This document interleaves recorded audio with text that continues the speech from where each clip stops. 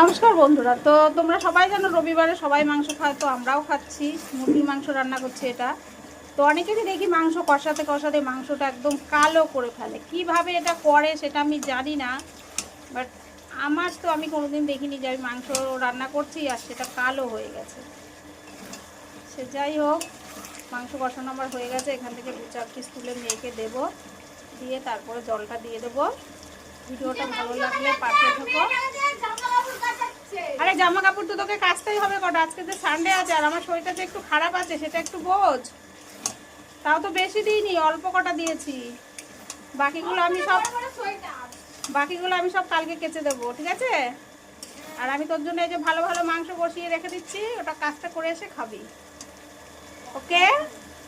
Video ভালো লাগলে না ভিডিও ভালো লাগলে পাশে থেকো। টাটা।